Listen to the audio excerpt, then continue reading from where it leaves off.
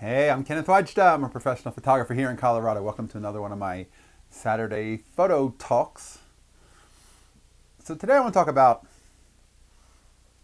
beating burnout. People often ask me, how do you avoid getting burned out? How do you avoid losing the passion for photography? To which I want to say, what are you talking about? There is no losing passion for something that you're passionate about. It doesn't go in waves. If I have a break in an old project, I start a new project. Whatever I'm doing more of. I'm always looking for new ideas. I met photographers over the years, commercial photographers, who said when they are not getting paid to take a picture, they don't pick up a camera. I don't consider them photographers. I consider them camera operators working to make money, and they have a device that can make them some money. But they're not photographers to me. The photographers, the ones that I consider photographers, are the ones that make photographs and they can't stop making photographs. The passion isn't something that gets turned on and off. And I'm always amazed by that when they say, oh, how do you avoid beating burnout? It's like, I just don't understand that. There was a story about the Actors Studio it was a PBS show, and Matt Damon, the actor, was on it, and somebody raised their hand in the audience and said, do you think I could make it as an actor? And he said, absolutely not.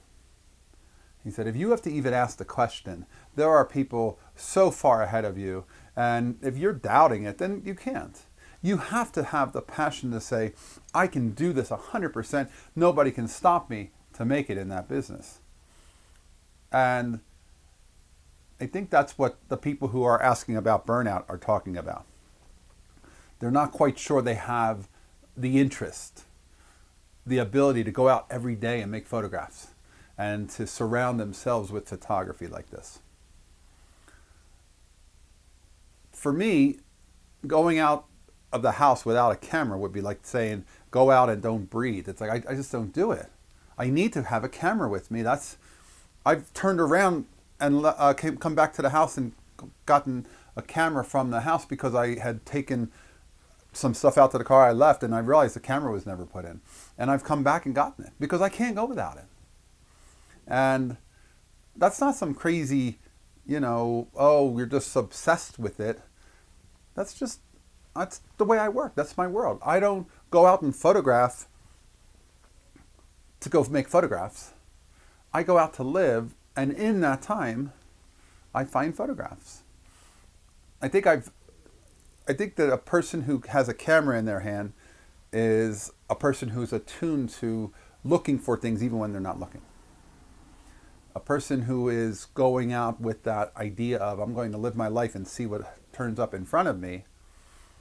And I also carry the camera in a position that I can take a picture at a moment's notice if something shows up. That's approaching life as a photographer. And I'm not saying a person can't be a commercial photographer and only shoot paid assignments. But to me, the real photographer, there is no question of burned out. Because you don't get burned out on something that you love to do. To me, there is no question of how do you keep the passion alive. It just never gets turned off.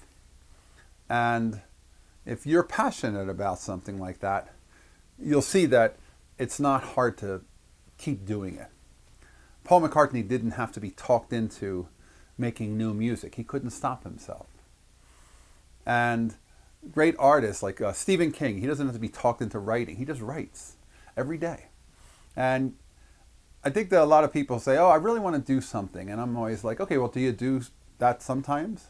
And they're like, no, I haven't even tried it, but I think I want to do it. And I'm like, that ice skater who practices 4 to 6 hours a day, they don't have to be talked into it. They do it because they can't stop doing it. And other athletes and other artists and anybody with a passion, you don't have to talk somebody into doing what they love to do. And if somebody says they want to do something and you find that they never do it, that's my indication that says maybe you don't really want to do it. And that's okay too, to find out what you don't want to do so that you don't waste your time pouring all this time into doing something and forcing yourself to do something that you don't like. I know when I was a kid and I took music lessons, I didn't really like music lessons. And I did learn to play guitar, and I do play, and I like all that, but I didn't like the lessons. I didn't like practicing, and I didn't like going to music school. But it ended up turning out that I did learn some things, and I like carrying that forward, and I made music all my life. But that's not definitely my passion. I don't play my guitar every day. I don't play an instrument like you can't tear me away from it. It's just not like a photographer. As a photographer, I'm photographing all the time, and I can't stop myself.